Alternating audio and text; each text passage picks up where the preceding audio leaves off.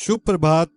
यह 29 अक्टूबर 2022 है और हम इस सप्ताह के अंत में फिर से खुदा के वचन को सुनने के लिए एकत्रित हो रहे हैं। अब यहाँ ब्रानम टबर्निकल जेफरसन विले इंडियाना से भाई जोसेफ ब्रानम का पत्र है। अब यहाँ है भाई जोसेफ ब्रानम। प्रिय प्रभु के मेमनों, हर सप्ताह हमारे हृदय इस दिन के लिए कितने उत्सुक रहते हैं जब हम संसार भर में से एक साथ एकत्रित हो सकते हैं ताकि परमेश्वर की आवाज को हमसे अनंत जीवन के वचनों को बोलते हुए सुने। ऐसी कोई भी और चीज नहीं है जो हमारे प्राणों को संतुष्ट करती है और हमारी प्यास को बुझाती है सिवाय परमेश्वर की आवाज के। आपने हमें बताया पिता कि बड़ी कटनी की खेती तैयार है और अब दाने को कूट पीट कर पौधों में से निकालने के बड़े समय के लिए तैयार है।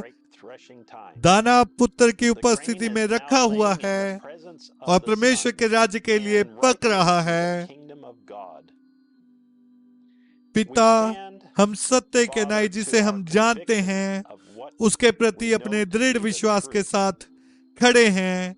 टेप पर आपकी आवाज ही एकमात्र आवाज है जो हमें सिद्ध करेगी आपकी दुल्हन को। यह कठिन होता है जब हमें अपने भाइयों और बहनों के द्वारा बहुत गलत समझा जाता है। हम उनसे मांगते हैं और बेनती करते हैं कि वह उसकी उपस्थिति से ना भागें बल्कि उसकी उपस्थिति के अंदर आ जाएं। हम जानते हैं बहुत से अभिषिक्त पुरुष हैं जिन्हें आपने चुना है और स्थान में रखा है ताकि अपने झुंड की देखभाल करें जो इस संदेश को अपने हृदय से प्रेम करते हैं। लेकिन पिता, वे टेप पर आपकी प्रमाणित आवाज को उनके सामने रखने में विफल रहते हैं। वे उन्हें यह बताने में विफल रहते हैं कि यह एक ही मनुष्य का संदेश है और आपने अपनी दुल्हन के नेतृत्व करने के लिए उस मनुष्य को चुना है। वह उन्हें ये बताने में विफल होते हैं कि आपकी आवाज ही एकमात्र आवाज है जो आपकी दुल्हन को एकजुट करेगी और सिद्ध करेगी। मुझे अवश्य ही इसके विरुद्ध में चलाना होगा, हर एक चीज के विरुद्ध और हर किसी के विरुद्ध चलाना है जो कि उनकी कलीसियाओं में आपके टेपों को चलाने के विरोध में है।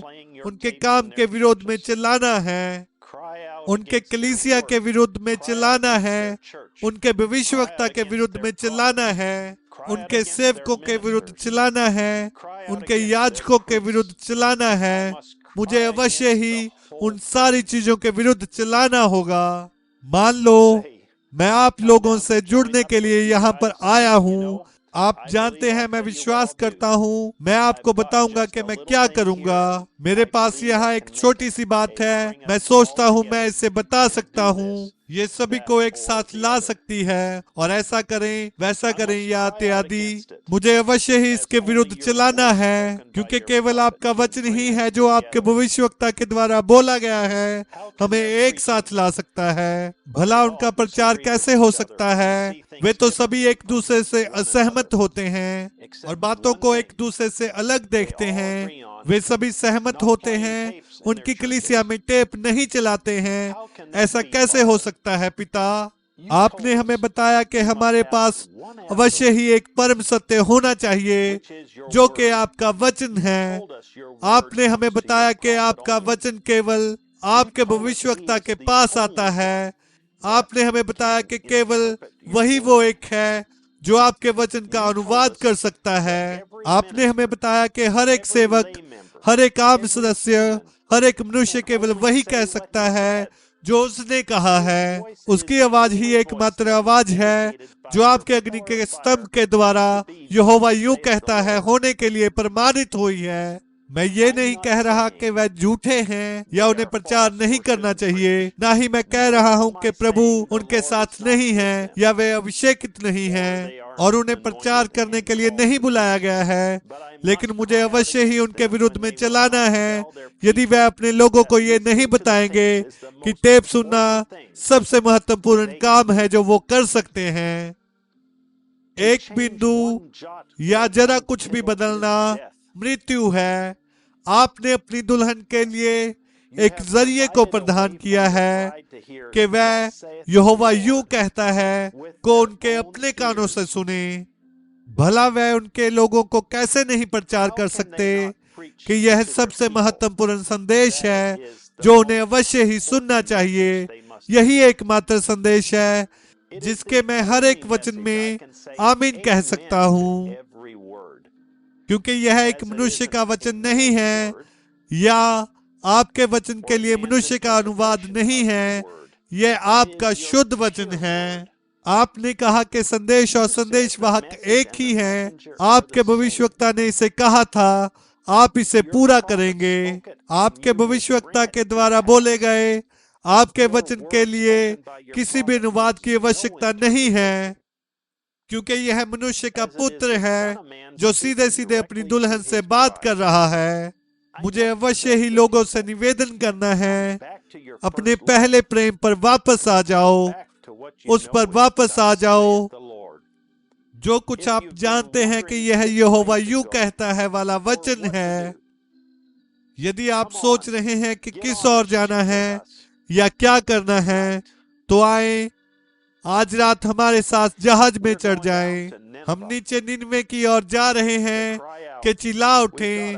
परमेश्वर के सामने हमारा एक कर्तव्य है। टेप पर यही संदेश है।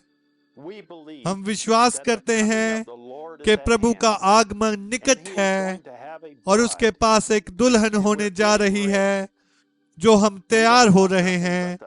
हमें उसके भविष्यवक्ता के द्वारा बोले गए परमेश्वर के शुद्ध वचन के अलावा कुछ नहीं चाहिए। हम महिमा में जा रहे हैं। आकर हमारे जहाज में जुड़ जाएं। यदि आप विश्वास करते हैं कि यह संदेश सत्य है और इसके लिए जीना महत्व है, जिसके लिए मरना महत्व है, तो इस रविवार को दोपहर 12 बजे जेफरसन विलेज समय के अनुसार हमारे साथ आकर जुड़ें।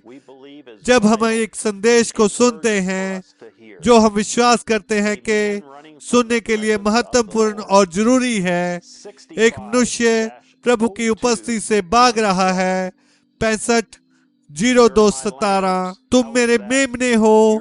यह किस तरह से है? तुम प्रभु के मेमने हो जिसे उसने मुझे भोजन देने के लिए दिए हैं। भाई जोसेफ ब्रानम।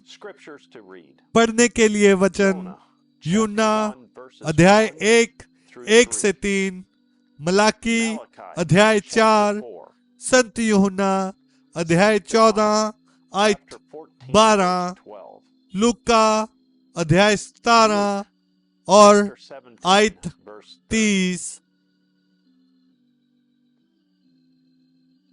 मैं आशा और प्रार्थना करता हूं कि यह दुनिया भर से मसीह की दुल्हन के लिए यह प्रमाणित भविष्यवक्ता का जो पत्र पढ़ा गया है, यह आपके हृदय में कुछ गहरा करे जैसे यह दिमाग में है। मैं प्रार्थना करता हूं कि परमेश्वर आपको सभी वचनों पर विश्वास करने का अनुग्रह प्रदान करे और यीशु मसीह के सुसमाचार से लज्जित ना हो। इस YouTube वीडियो के लिंक को अपने दोस्तों और परिवार के साथ साझा करें और जो आपके व्हाट्सएप ग्रुप या टेलीग्राम ग्रुप में हैं, और होने दें कि आपके आसपास के लोग जान जाएं कि आप कहां पर खड़े हैं। मुझे याद है कि ब्रानम ने अपने दिनों में हुकअप के दौरान कहा था, उसने कहा आमीन कहो कि आपके आसपास के लोग जान जाएं कि आप कहां खड़े हैं। तो आज इस YouTube वीडियो के लिंक को साझा करें और लोगों को सुने कि भविष्यवक्ता आज हमें वचन पर वापस आने के लिए क्या चेतावनी दी है, और भविष्यवक्ता संदेशवाहक को वापस हमारे पुलपट पर रखें, क्योंकि वह हमारे चर्च और हमारे याजकों के खिलाफ चिल्लाया है और हमारे पास्टरों जो बटन दबाकर चलाने के खिलाफ हैं।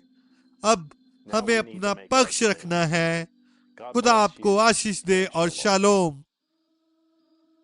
आओ हमारे साथ जहाज पर चढ़ो।